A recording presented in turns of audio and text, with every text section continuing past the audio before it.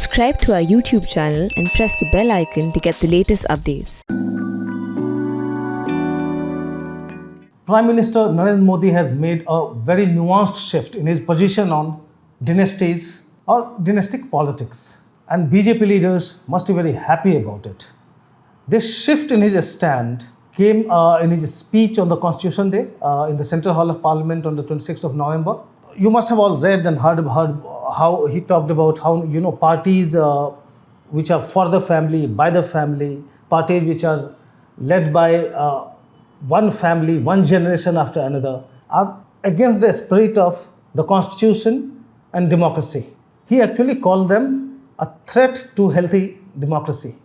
Now see where the shift has happened. While talking about these parties and talking about Parivarvad, or how dynasties are leading these parties, he made a very clear distinction. The distinction was basically that dynasts are fine, but not dynastic parties, which is a big shift. And in this episode of Politically Correct, I'm going to talk about this shift, how it has happened, and what it means for the BJP and BJP leaders to be particular. So see what he said while talking about Parivarvad, talking about dynastic parties. Here he is making it clear, and I'm reading from his speech in the Central Hall of Parliament. So he clarifies, when I say dynastic parties, I do not mean to say that more than one person from one family shouldn't enter politics. Ji nahi, he was emphatic. Ji nahi, of course not.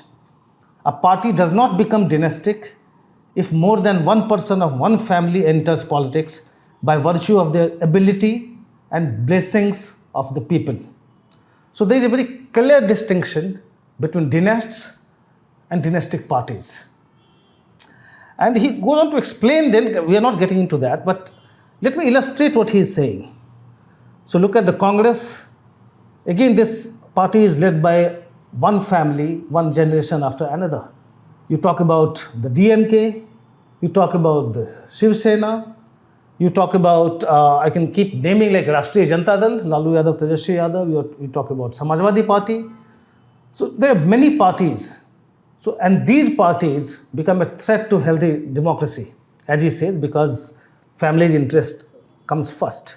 See what a brilliant distinction he has made, because parties which may not be part of the NDA or which may not be in alliance with the BJP, but which have been pretty friendly with the BJP, those parties get excluded from this distinction. For instance, let's talk about Biju Janata Dal. Biju Janata Dal, Biju Janata Dal always collaborates with the BJP in Parliament. Whenever you have some problem with numbers in the Rajya Sabha, you have BJD coming in support of the government to clear bills. Now, BJD, you cannot say one generation after another. Forget about Naveen Patnaik's father. Point is, Naveen Patnaik founded this party, and he is the first generation leader. So when the Prime Minister is saying this party has to be led by one generation after another, BJD does not fit the bill there. Let's talk about another party, say YSRCP of Jagan Mohan Reddy in Andhra. Now YSRCP also does not fit in that definition, because Jagan Mohan Reddy's father might have been a chief minister of the Congress, but this party is new. Jagan has founded this party. So this again, this criterion of one generation after another leading that party does not apply to YSRCP either. You can talk about some, say, NDA partners. Although you can quibble that, Shiv Sena, when you're talking about the Shiv Sena was part of the NDA earlier, but the past is past. Let's talk about the BJP allies even today. So Apna Dal, for instance, of Anupriya Patel. Now Anupriya is a dynast. Her father, Sonilal Patel, founded the Apna Dal. But if you go technical with this, today Anupriya or her party does not fit the bill. Her party's name is Apna Dal Sonilal. So it's a new party. It is split from Apna Dal, which was headed by Anupriya in the past. But if you look at it today, even Apna Dal Sonilal, you cannot say this is a party led by a family one generation after another. It's a new party. Talk about nuance. That's why I'm saying he has made a brilliant distinction which does not apply to the BJP or some of its allies, but which applies to most of the opposition parties. Now, Trinamool Congress, again, if you talk about Trinamool Congress, also Mamata Banerjee, Abhishek Banerjee, although he is not formally heading the party, but he's controlling the levers of the party. So most of these opposition parties fit in that definition. And all these parties are a threat to democracy, as the Prime Minister says. But then see here, what a big leeway he has given to his own party leaders, or allies in fact, by saying that, dynasts are fine. It's a very fine distinction, because you look at the BJP today, there are so many dynasts in today's BJP, in Modi government. So why did he do that? And first of all, let me explain how is it different from what Modi used to say in the past. If you talk about his broad sweep and try to analyze his stand on dynastic politics theoretically, look at all his comments. It comes more as, he was talking about this unequal distribution in the allocation of power, like between haves and have-nots.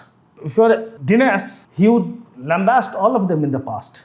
So I'll just quote some of his comments in the past. In fact, the most recent comment was in January, in fact, this year only. So he was addressing the National Youth Parliament Festival, only last January, where he exhorted the youth to join politics. And then he was talking about how this poison of dynasty has to be finished, because this undermines our democracy. So he said that those who have been winning elections on the basis of surnames, their days are over now. Those who have grown from dynasty think nobody will be able to do anything to them. They see successful examples of that in their homes. Therefore, neither do these people have any respect for law, nor do they have any fear of it. He was talking about dynasties, dynastic politics in general. He was not making any distinction earlier. On the Constitution Day, in his speech, he made that distinction. You are fine if you are a dynast, but everything is wrong with parties which are led by dynasties. So parties and individuals. Why did he do that? See, it may be very easy, or it will be naive on our part to actually link it with the recent Baipur losses. We have spoken about it, how in many assembly constituencies the BJP lost because the party decided not to give ticket to the family members of the deceased legislators, and even the family members of some of the MPs. There were 30 assembly seats and 3 parliamentary seats which had gone for the bypolls. Tickets were denied to the members of those MPs, deceased MPs and MLAs. And the results came, there was a setback in many states, say in Himachal, in Rajasthan. And many people were talking, that because the family members were denied ticket, the party lost. Say, for instance, in Himachal Pradesh, a Jubal Kotkhai constituency, the deceased MLA's son contested an independent because he was denied ticket. And he ended up ensuring the victory of the Congress in Jubal Kotkhai. The BJP candidate got about 1/3, 1/4 of what the rebel candidate, the independent candidate got. Independent candidate Bagta was the son of the deceased MLA. Talk about Hangal. In Hangal, you say again that, somebody who is the BJP which had won that constituency for several terms, the BJP lost there because a member of that family was not given ticket, of the deceased MLA's family. And people have been talking about it. They have been questioning this entire candidate selection approach. That, we have heard from, Himachal Pradesh CM Jairam Thakur. We have heard from HP, Himachal Pradesh state BJP president also. And we have been talking with BJP leaders across states. And everybody is kind of posing questions that, you always have sympathy factor coming in when you have these bypolls. And so the party should have given tickets to their family members. And earlier they would not say anything. But now suddenly you are seeing these people talking about it, party leaders talking about it, which is a bit unusual, but that's also because there has been some kind of discontent, if not resentment. So this resentment has been building up after this sentence. The resentment has been building up because, every politician thinks that, okay, he or she is working in this constituency, and once he hangs up the boots, his or her family member, his son or daughter will take over, which was not to be done because the Prime Minister has made this dynastic politics a big pull plank. Not just now, he has been doing it right since his chief ministerial days. There was some kind of discontentment which was building up. Earlier they were not speaking. I would say, for instance, let's take up some of the names. Anurag Thakur, he is a cabinet minister now, but he was brought in the government only in 2019. Earlier also, he was a very bright, dynamic leader. He was heading the Bharatiya Janata Yuva Morcha. Still, he was not being inducted into the government because his father was Prem Kumar Dhumal, the former chief minister. So it was only after Dhumal took a sort of political retirement that Anurag finally got a chance to get into the government as a junior minister first in 2019, and then he proved his mettle, and in the next 2 years he was promoted as a cabinet minister. But there are many others who have not got those chances. Say for instance Poonam Mahajan. She is just a 2-term MP, but she is pretty bright, and you need some young faces from Mumbai. But she has not got a chance to get into the government because the top leadership thinks that you should not have many dynasts in the government. Poonam Mahajan happens to be the daughter of late Pramod Mahajan. You had somebody like former Chhattisgarh Chief Minister Raman Singh's son, Abhishek. He was even denied ticket. He was a sitting MP but denied ticket in 2019 parliamentary election. Then again, let's talk about somebody, say Vasundhara Raje's son, Dushyant. Dushyant has been an MP for 4 terms, but he has not been inducted in the government.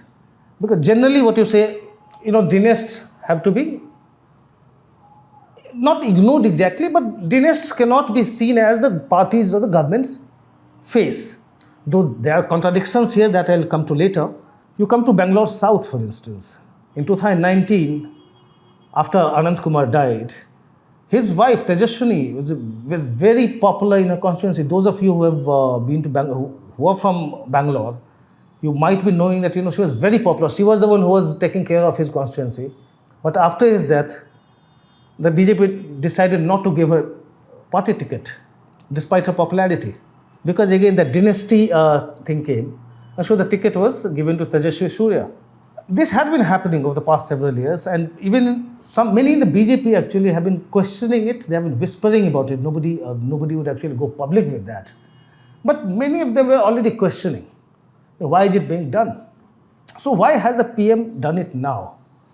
Now, it would be very naive to say that, he decided to make this shift because of what happened in bypolls. The Prime Minister does not decide things like that.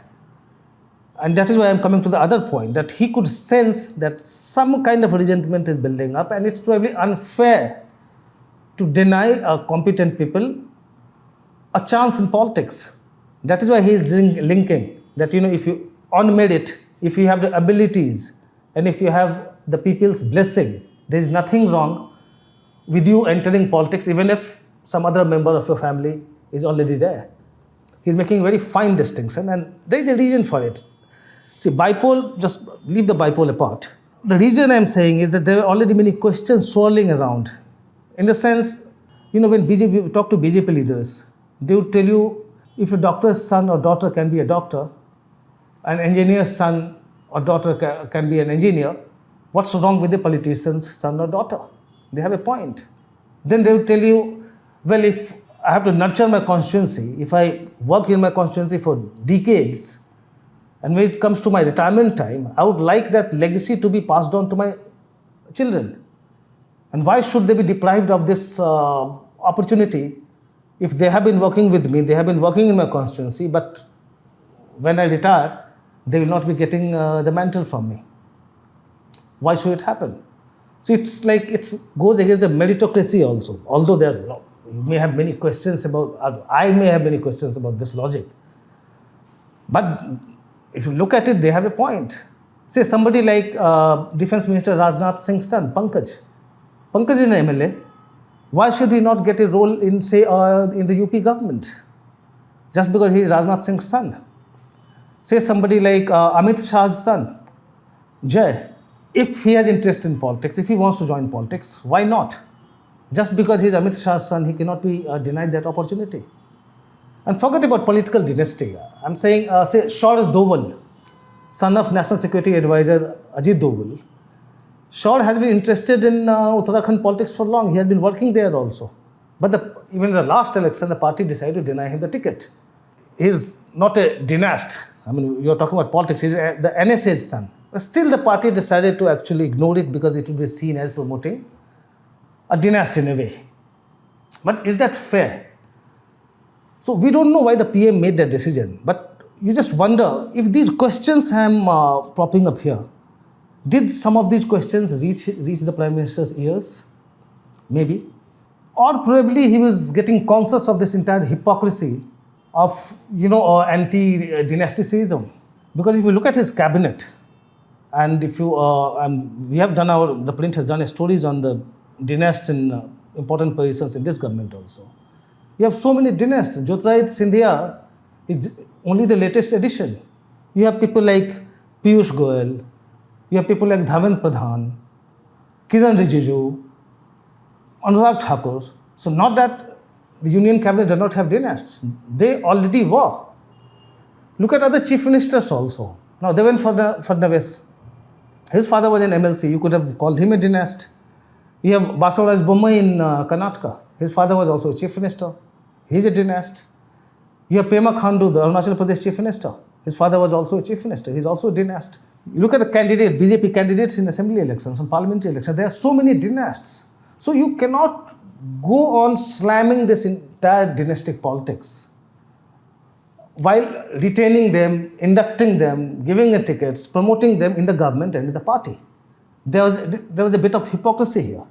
By making this fine distinction, the Prime Minister has sought to kind of harmonize these things. Dynasts are fine, dynastic parties are a problem. Or there could be another reason. We have talked about two factors. One is winnability. Bypolls could be an indicator, but that could have been a long processed view, in fact, that, by denying them, you are probably compromising your electoral interest. Another view could be, so many BJP leaders, their children, and what happens to them. And many of them would tell you that, okay, probably this Prime Minister will not understand our family problems and what we want from our children and how we want to promote their career.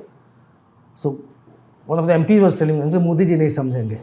Modi ji will not understand. But somehow some of these must have reached his ears, as I'm saying. There could be yet another reason, and that would be, this futility of slamming all the dynasts, or their utility in electoral politics. Because many of them have been winning across parties. Even Jagan Mohan Reddy, he is a dynast, and he got a landslide. Talk about even Shiv Sena. You have so many instances where dynasts have done very well, even as party heads or as individual politicians. So probably the Prime Minister also realized that, just slamming dynastic politics in general, making broad sweeps, jibes against them, does not really work, because people can see through that there is no uniformity in your position when you are inducting dynasts but condemning dynastic politics. And that is why this distinction has come. So the final view in the BJP is, as basically explained by the Prime Minister, dynasts are okay, but dynastic parties are a threat to healthy democracy. I'll end up this episode of Politically Correct telling you that many BJP leaders are very happy with the Prime Minister's revised stand on dynastic politics. That's all from me in this episode. Thank you very much for watching.